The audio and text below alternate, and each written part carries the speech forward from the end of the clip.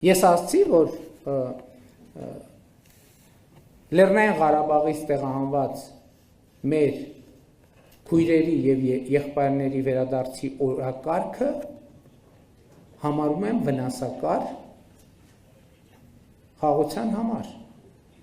Եվ ասացի նաեւ, որ ընդհանրապես այդ թեման վերադարձների օրակարգ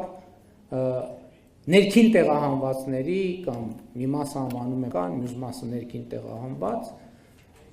այդ օրակարգը համարում եմ վտանգավոր, որովհետև դա նշանակում է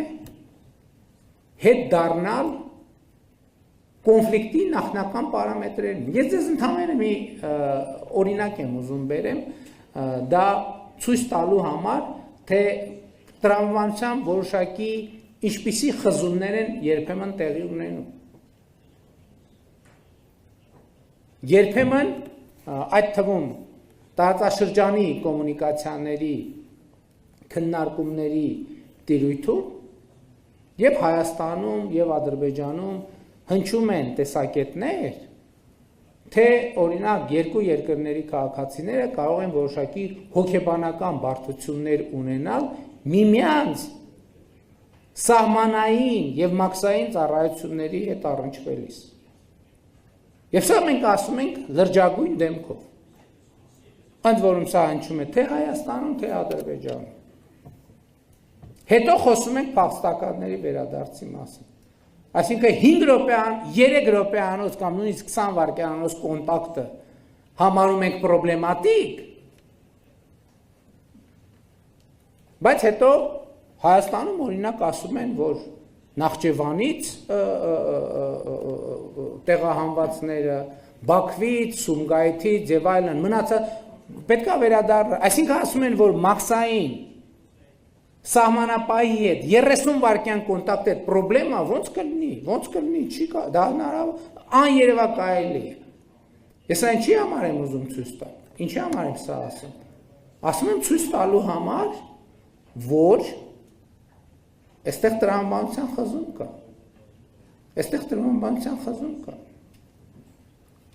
Եվ ես կարծում եմ, որ մենք այստեղ ունենք լուծումներ եւ ավելին, այդ լուծումները շատ տրամաբանական են եւ նույնիսկ գծագրված։ 2025 թվականի օգոստոսի 8-ի Վաշինգտոնի հռչակագրից սովորաբար կան շատ մեջբերվող եւ քիչ մեջբերվող կամ գրեթե չմեջբերվող կետեր։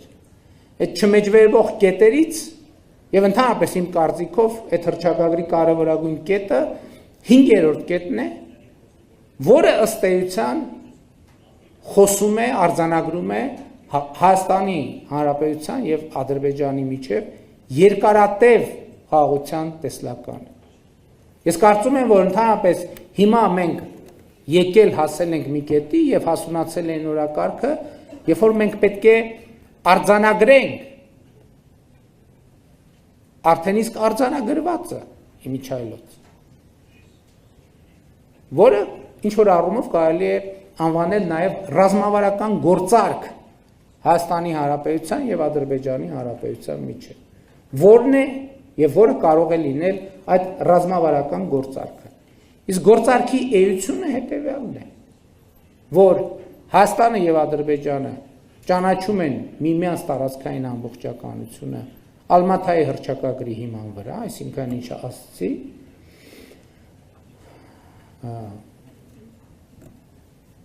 բացում են տարածաշրջանային կոմունիկացիաները արդեն իսկ հռչակված